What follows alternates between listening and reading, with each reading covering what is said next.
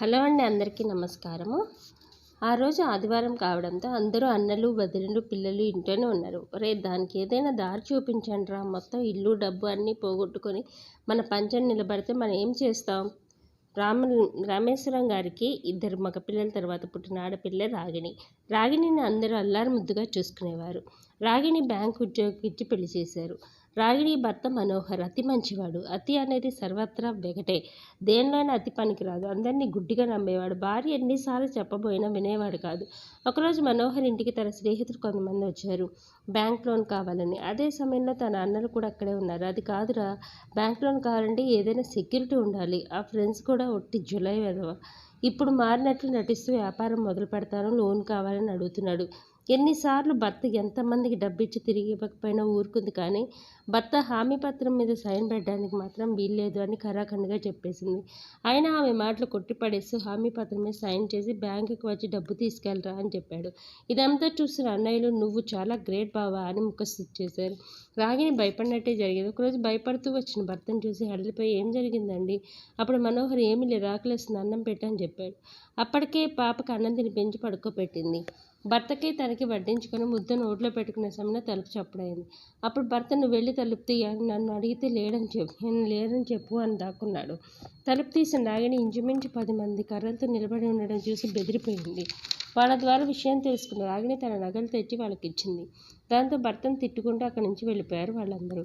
ఇంకొక రోజు భర్త ఇంట్లో లేడు. భర్త కోసం ఎదురు చూసి కంచెలో అన్నం పెట్టుకొని తినబోయే సమయంలో మళ్ళీ తలుపు చప్పుడు. పోస్ట్ మ్యాన్ చేతిలో లెటర్ పెట్టి వెళ్ళిపోయాడు. అప్పుడు రాగిణి అన్నలకి ఫోన్ చేసింది. అన్నలు వచ్చి ఇల్లు అమ్మేసి అంతా సెటిల్ చేశారు. ఈ లోపల భర్త వచ్చి నా ఫ్రెండ్ మోసం చేశాడు, ఉద్యోగం ఉండాలంటే 2 లక్షలు కట్టాలి, లేదంటే రావద్దు అని చెప్పేశారు. ఉన్న ఉద్యోగ, ఇల్లు అన్నీ భర్త అతి మంచితనం వల్ల పోగొట్టుకొని దిక్కుతోచిన పరిస్థితిలో అన్న పంచం చేరింది. వదండి సూటిపోటి మాటలతో మేము మాత్రం ఇప్పుడు ఏం చేయగలం? పిల్లలు కావాలి. అప్పుడు రాగిని అన్నల వైపు చూసింది. అన్నలిద్దరూ పెద్ద మేడ, పక్కపక్కన పోషణ. వారి ఇంటి ముందు చిన్న రేకులు గది.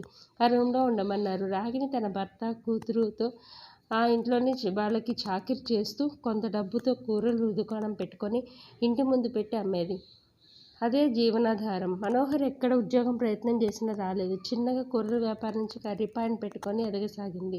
వాళ్ళ పిల్లలు యూనిఫామ్ వేసుకుని బస్సులో పెద్ద పెద్ద స్కూల్స్కి చదువుకోవడానికి వెళ్తుంటే తన కూతురు మాత్రం పక్కనే ఉన్న గవర్నమెంట్ స్కూల్లో చదువు పూర్తి చేసింది. అలాగే డిగ్రీ వరకు గవర్నమెంట్ కాలేజీలోనే చదివింది. ఎదుగుతున్న పిల్లలకి బట్టలు కొనడానికి కూడా తన దగ్గర డబ్బు లేదు. ఆడపిల్లకి క్యాంపస్ సెలక్షన్లో సెలెక్ట్ అయ్యి ఉద్యోగంలో చేరింది. అమ్మాయితో పాటు తల్లిదండ్రులు వేరే మంచి ఇల్లు తీసుకుని ఆఫీస్కి దగ్గరగా ఉండసాగారు.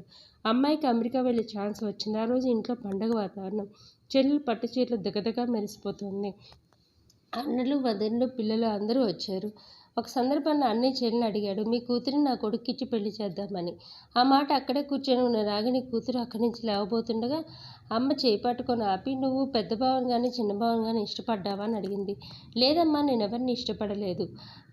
పూర్తిగా నా పెళ్లి నిర్ణయం నువ్వే తీసుకో అని అక్కడి నుంచి వెళ్ళిపోయింది. చెప్పు చెల్లి, నీకు ఇష్టమేనా అని అడిగాడు మరోసారి అన్నయ్య.